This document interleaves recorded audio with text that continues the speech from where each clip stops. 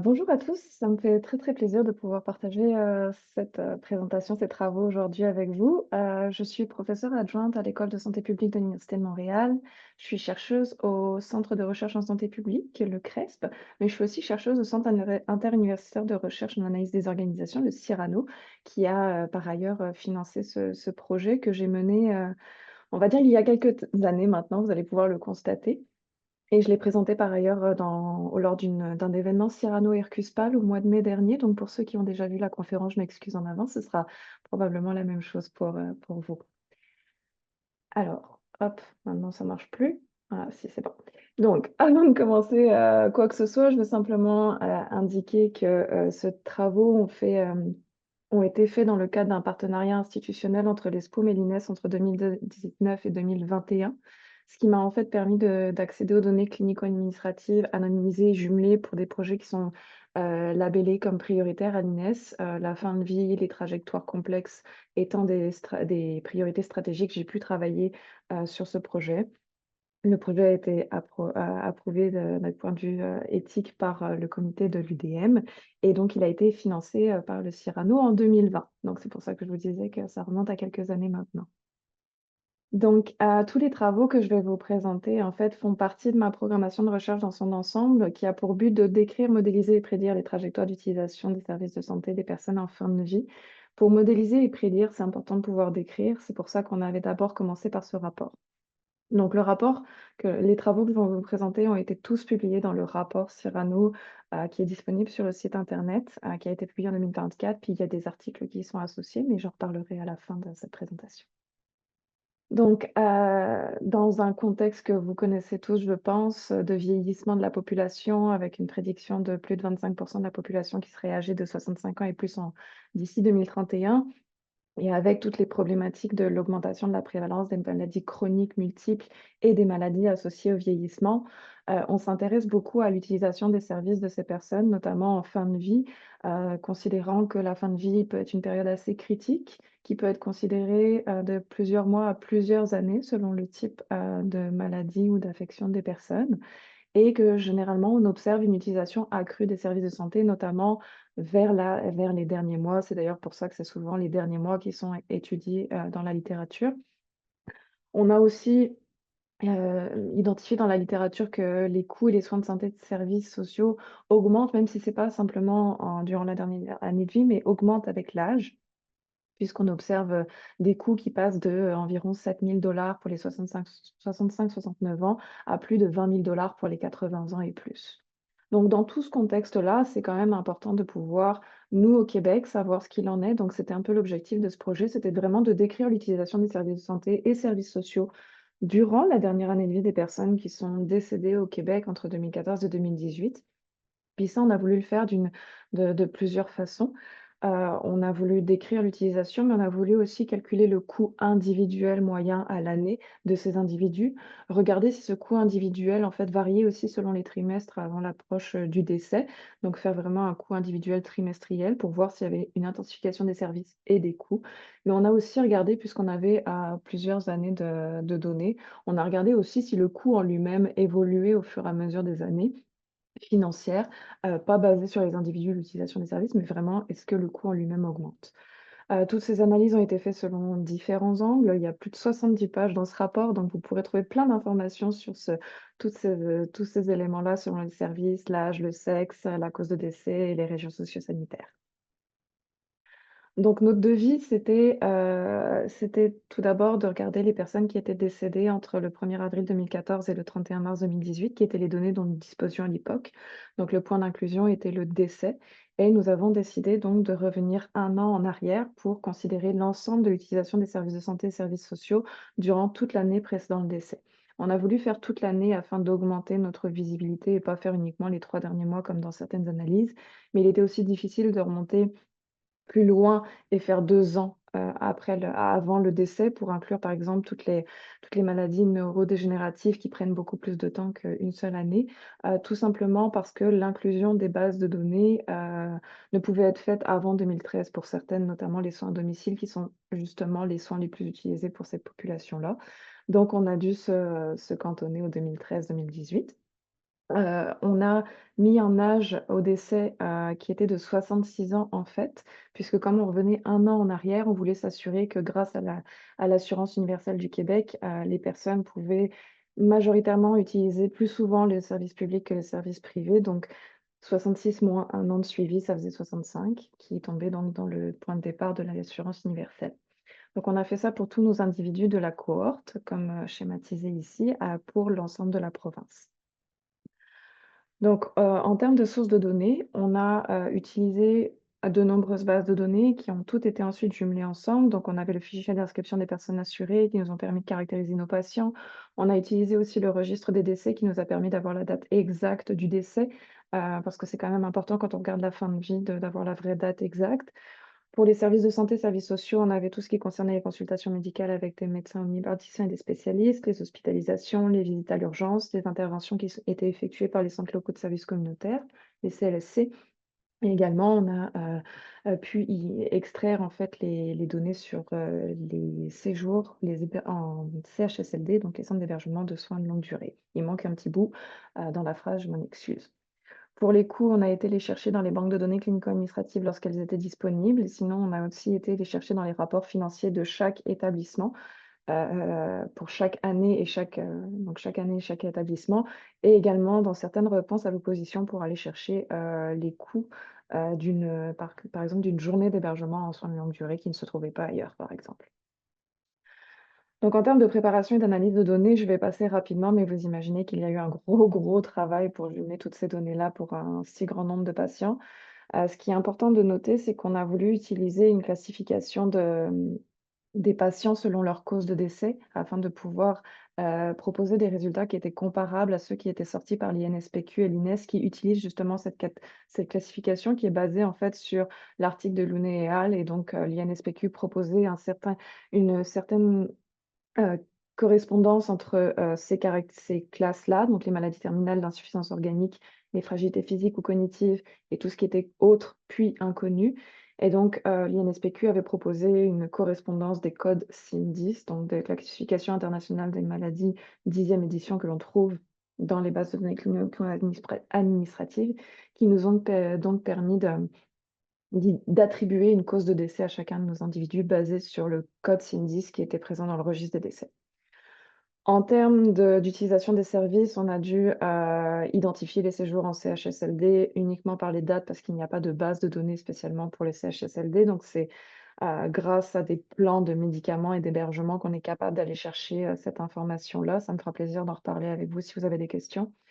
On a également travaillé au regroupement, des actes qui sont présents dans la base de données de facturation des médecins en une seule consultation, afin aussi de prendre le temps d'exclure des consultations qui auraient pu avoir lieu à l'urgence ou durant une hospitalisation, afin de ne pas compter 2 fois ces événements.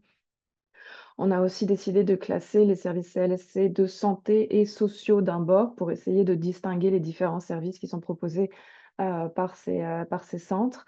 Et enfin, on a aussi attribué un trimestre qui allait de T1 à T4 pour en fait diviser notre année et diviser donc l'utilisation des services selon l'utilisation des personnes selon les trimestres.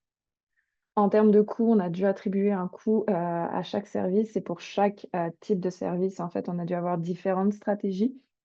Par exemple, les coûts dans les données de facturation des médecins sont déjà indiqués, donc il suffit simplement de faire la somme de ces actes-là. Pour l'hospitalisation, on avait des informations sur le NIRU qui est le niveau qui nous permet en fait de simplement de résumer le niveau d'utilisation des ressources durant, l'épisode. Donc là, il y a une correspondance directe qui est fournie par le ministère, pour cette valeur-là vers, les dollars, donc c'était assez simple. Par contre, pour tout ce qui était, CHSLD, urgences et CLSC, on a dû avoir des stratégies un peu différentes en allant faire des moyennes selon les années financières, les régions socio-sanitaires, en allant chercher spécifiquement combien coûtait telle et telle intervention à l'année ou à l'intervention. Donc ça a été assez long de tout ça, mais au final, on a réussi à avoir un coût individuel qu'on a distingué d'un coût total qui engendre toute l'utilisation des services, puis un coût aussi santé qui inclut, l'urgence, les hospitalisations, les interventions de santé des CLSC et les consultations avec des omnipraticiens, des spécialistes. Et puis de l'autre côté, on a mis le coût social, dans lequel on a mis ensemble les CHSLD et les interventions sociales des CLSC. Avec le recul, on aurait pu mettre même les CHSLD à part, mais c'est un autre débat. Le tout a été corrigé par, l'indice de prix à la consommation pour tenir compte de l'inflation. On a pris la référence de 2018 puisque c'était notre dernière année, de suivi. En termes d'analyse, on a fait énormément de statistiques descriptives, bien entendu. Puis on a aussi fait, des modèles linéaires généralisés, ajustés sur l'âge, le sexe et la cause de décès, que ce soit pour les coûts ou les comptes, comme les nombres de visites ou les nombres d'hospitalisations, et cetera. Donc je vais vous présenter certains résultats. Bien sûr, l'ensemble des résultats, comme je vous le disais, est directement disponible dans le rapport. Donc je vais commencer par une présentation de notre population et de l'utilisation de leurs services. Donc, malheureusement, même si je travaille sur l'ensemble des données, clinico-administratives à l'INES, il nous a été fourni uniquement qu'un échantillon représentatif de 10. Donc représentatif, du nombre d'individus selon les régions, selon l'âge, le sexe, selon l'âge et le sexe et les régions, c'est ça. Donc ça nous a donné une population de 21 255 individus. Parmi eux, on avait une majorité de femmes. On a eu une majorité de personnes qui sont décédées d'une insuffisance organique selon les classifications fournies par l'UNE et l'INSPQ, donc environ 50. 30 sont décédés d'un cancer, donc d'une maladie terminale, et 15 sont décédés d'une maladie considérée, associée à une fragilité physique ou cognitive. On a une majorité de personnes qui sont décédées entre 70 et 89 ans et on avait environ 5 000 décès à l'année. En termes d'utilisation des services, je vais être assez brève parce que c'est simplement pour vous donner une idée du volume, de données que l'on a manipulées et du volume de données, en fait, que ça génère à chaque fois que l'on va voir le service, on va voir les systèmes de santé, qu'on consulte le système de santé, que ce soit l'urgence ou l'hospitalisation ou autre.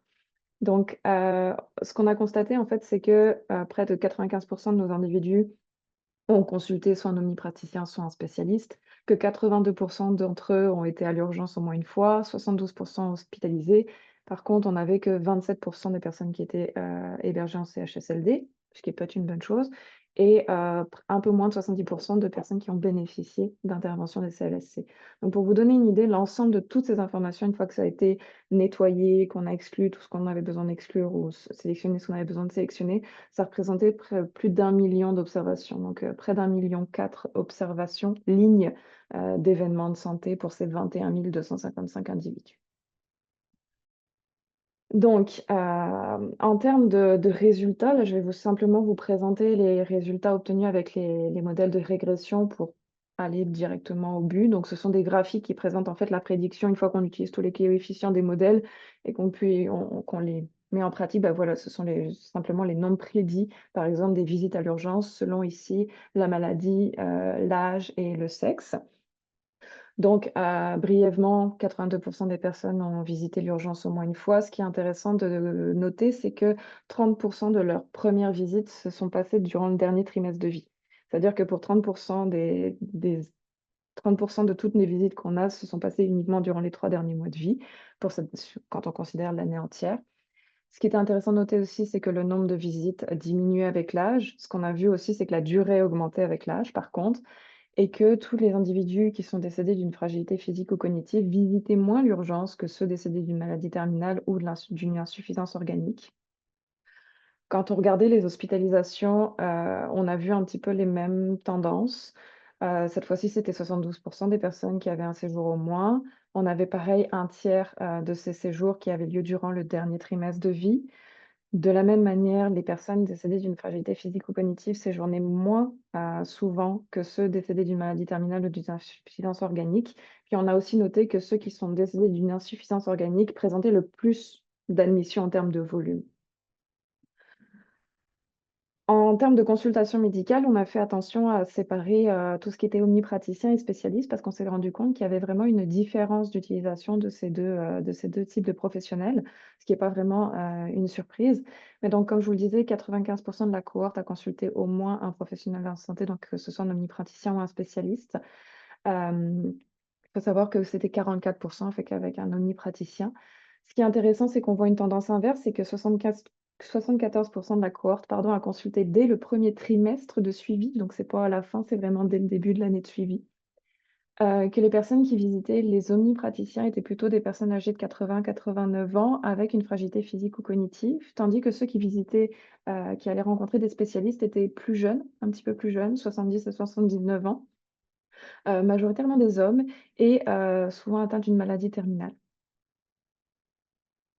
En termes d'intervention, des CLSC, donc là, comme je vous le disais, un peu moins de 70 des personnes ont bénéficié, d'interventions par les CLSC. Je m'excuse pour cette présentation de ce graphique-là, c'est l'inconvénient de devoir sortir tous les graphiques à l'avance, puis après on se rend compte: «Ah oh, c'est pas la même présentation que mes autres graphiques, mais je peux plus les refaire».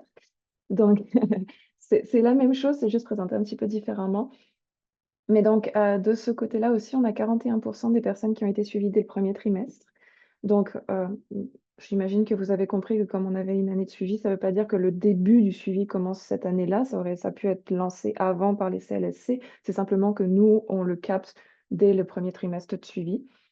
43 ont bénéficié d'une intervention sociale et 62 ont bénéficié d'une intervention de santé. Donc forcément, ça fait plus que 100 parce que des individus peuvent bénéficier de l'un et l'autre. On avait une importance de l'âge ici, puisque c'était les personnes plus âgées qui avaient plus souvent recours au CLSC, que les personnes plus jeunes avaient, eux, recours à des interventions de santé avec les CLSC, tandis que les personnes âgées de 90 ans et plus avaient souvent recours à des interventions sociales. En termes d'hébergement, cette fois-ci, on avait donc un peu moins de 30 des personnes hébergées. On en avait 95 qui sont restées hébergées jusqu'au décès. 62 étaient des femmes et 82 étaient âgés de 80 ans et plus, ce qui est pas très surprenant puisque les femmes vivent plus longtemps que les hommes et on avait une majorité de femmes dans nos groupes plus âgés et par contre 71 de ces personnes hébergées souffraient d'une fragilité physique ou cognitive. Si on passe au coût individuel à l'année cette fois-ci, donc quand je parle de coût individuel, c'est vraiment quand on fait la somme de tous les services, utilisés par la personne, ça lui fait un coût individuel, puis on va présenter les moyennes de ces coûts-là selon différents groupes de la population. Donc, le coût total moyen individuel que l'on a noté pour notre période d'études était d'environ, si j'arrive à montrer avec ma souris, elle a disparu, donc je ne suis pas sûre de pouvoir vous la montrer. Non, je ne trouve pas ma souris. Ah là, voilà. Donc le total était de un peu moins de 35 000 annuellement, à l'année donc, en moyenne. Mais, on a vu en fait une grosse différence entre le coût moyen de santé et le coût moyen social. Donc le coût moyen, social étant beaucoup plus élevé que celui de santé. Par contre, j'attire votre attention que quand on regarde ici, cette moyenne est en fait énormément, biaisée par le coût des CHSLD qui a été inclus dans le coût social. C'est pour ça que je vous disais tantôt que si on avait, si on pourrait refaire l'analyse, en fait, on les mettrait à l'écart pour être capable de mieux identifier, le coût santé social versus l'hébergement. Et également aussi, je tiens à préciser que on n'a pas inclus les médicaments. Je ne sais pas si vous avez remarqué que je ne l'ai pas mentionné, mais on n'avait pas inclus les médicaments dans notre analyse parce que la base de données qu'on avait, c'était surtout les prescriptions. On n'avait aucune certitude qu'ils allaient pouvoir vraiment être utilisés, qu'ils allaient pouvoir être, payés aussi et on manquait en fait toutes les médicaments qui avaient lieu à l'hôpital et cetera ou durant les CHSLD. Donc on a préféré les retirer pour éviter de trop biaiser l'analyse, étant donné qu'il y a déjà eu beaucoup de travail, d'approximation qui a dû être fait pour les coûts en CLSC. Donc quand on regarde le coût individuel, moyen selon l'âge et le sexe, on a remarqué qu'il y avait vraiment une tendance inverse entre les coûts de santé et les coûts sociaux avec l'âge. Avec l'âge, les coûts, de santé diminuent, donc on le voit ici, tandis que les coûts sociaux augmentent, de manière assez importante. On a également remarqué qu'il y avait des coûts sociaux qui étaient plus élevés chez les femmes. Si on regarde selon la cause de décès, on voit qu'il y a vraiment une différence également. Donc les coûts de santé, étaient plus élevés chez les maladies, pardon, pour la maladie terminale, excusez-moi, le coût de santé était plus élevé malgré le fait qu'on n'a pas les médicaments, donc les anticancéreux, par exemple, qui coûtent vraiment très, très cher. Donc on n'a pas ces informations-là, cependant, c'était quand même assez élevé. Et on a remarqué, en fait, que les personnes décédées d'une fragilité physique ou cognitive présentaient des coûts sociaux, plus élevés donc mais beaucoup plus faible en termes de santé. Donc c'est vraiment des tendances similaires à ce qu'on avait vu avec l'âge et le sexe. On s'est amusé entre guillemets à regarder aussi par service, donc ça c'est le coût moyen de service. Donc ça veut dire qu'on a pris par exemple la somme de toutes les visites à l'urgence d'un individu, puis on a fait la moyenne, de tout ça pour tous nos individus. Donc on a été capable de voir par exemple qu'il y avait des coûts plus élevés pour l'urgence et l'hospitalisation spécifiquement pour les personnes décédées d'une maladie terminale ou d'une insuffisance organique. et également que, bah, les personnes décédées de fragilité physique et cognitive avaient des coûts sociaux plus élevés, que ce soit l'hébergement ou les coûts en CLSC, sociaux. Quand on regarde d'un point de vue trimestriel, donc l'objectif de ces analyses-là était vraiment de voir l'intensification des services et l'intensification du coût éventuellement, et c'est ce qu'on a vu. Donc on a vraiment pu constater la même chose que dans la littérature, qui était qu'on a une augmentation très très importante du coût dans le dernier trimestre de vie, mais ce qu'on voit, c'est que ce coût est vraiment lié à l'augmentation du coût de la santé. L'augmentation que l'on peut voir donc ici, et en fait, dû à cette augmentation que l'on voit dans la santé. Vous voyez que le social, finalement, il y a pas trop de variations en termes du coût durant le dernier, trimestre de vie. Donc on a trouvé ça vraiment très intéressant de voir que finalement, oui, on parle d'intensification dans les derniers mois, on parle d'une augmentation du coût, mais selon le type de service, ça pourrait ou pas avoir, une grosse influence sur le coût total de la personne durant sa dernière année de vie. Également, donc quand on a fait la même analyse en termes de services, on a vu qu'il y avait, une petite différence, donc avec une augmentation du coût moyen de l'urgence dans le dernier trimestre de vie, de l'hospitalisation. Vous voyez que la couleur, elle est progressivement de plus en plus foncée. Ça veut dire qu'en fait, c'est un dégradé simplement pour aller du plus petit au plus grand. Donc on voit que là, on augmente vraiment le montant moyen, des services d'urgence ou de séjour hospitalier durant le dernier trimestre de vie. Tandis qu'on voit une tendance inverse pour les CHSLD, donc on voit que c'est plus élevé au début et que vers la fin, le coût diminue, potentiellement, puisqu'il y a un possible transfert entre les CHSLD et l'urgence et l'hôpital. Enfin, l'évolution du coût selon l'année financière, ce qu'on a, regardé simplement ici, c'est assez simple. Là, c'était simplement de regarder pour les personnes qui sont décédées dans les années financières 2014-2015 ou 2015-2017 jusqu'à 2017-2018. On a regardé le coût moyen, puis on a regardé s'il y avait une différence, étant donné que c'était ajusté.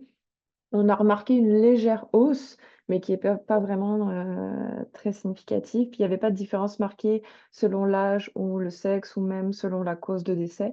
Donc malgré cette augmentation croissante-là, elle est pas forcément liée, spécifiquement à une classe d'individus, mais simplement probablement plus à soit une augmentation de certains coûts, en termes de services ou une possible, utilisation, différente.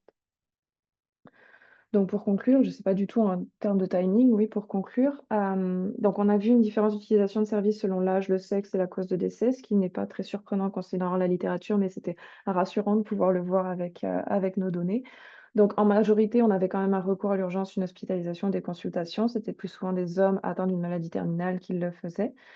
On avait un peu moins d'un tiers de notre population en CHSLD et la majorité, y restait jusqu'au décès. Et un peu moins de 70 bénéficient d'un soutien, de par les CLSC qui étaient majoritairement des interventions sociales et pour les personnes atteintes de fragilité physico-cognitive, en majorité des femmes de plus de 80 ans. On a effectivement noté l'intensification des services à l'approche du décès, notamment avec le fait intéressant que, 30 des visites à l'urgence, la première visite à l'urgence se retrouvait en fait durant le dernier trimestre de vie, versus les consultations médicales qui avaient lieu en majoritairement durant le premier trimestre de suivi. Donc c'est pas mal en accord avec la littérature.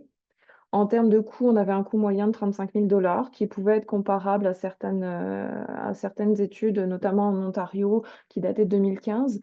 Les différences sont essentiellement méthodologiques et la façon dont ont été incluses les informations, sachant que nous, on a eu certaines approximations, on n'a pas les mêmes données qu'en Ontario.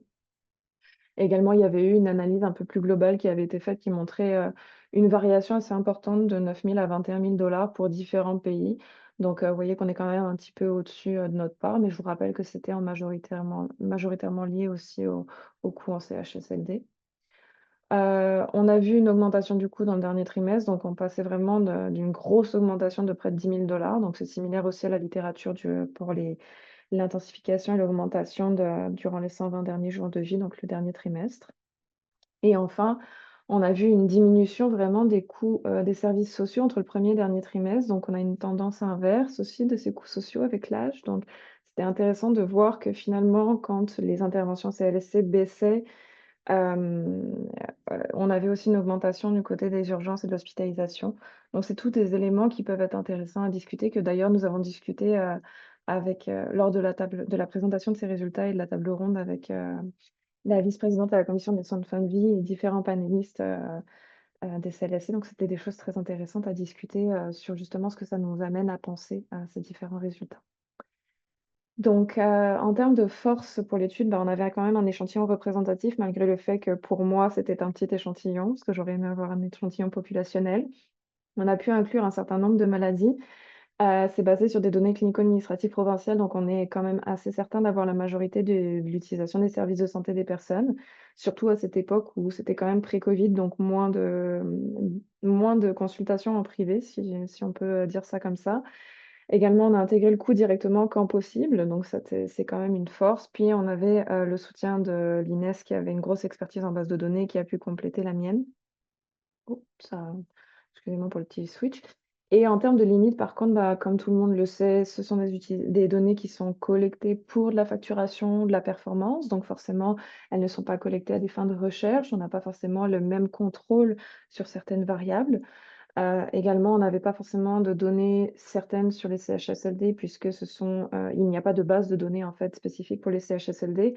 Par contre, ce qui est intéressant de noter, c'est qu'à posteriori de cette analyse-là, on a eu la confirmation par l'INES que, la méthode qu'on a utilisée est potentiellement presque un étalon d'or, là, un gold standard, dans le sens où en termes de spécificité et sensibilité, elle était meilleure qu'une douzaine d'algorithmes qu'ils avaient testés en utilisant d'autres variables, différentes donc on est quand même assez sûr de la fiabilité de ces résultats-là.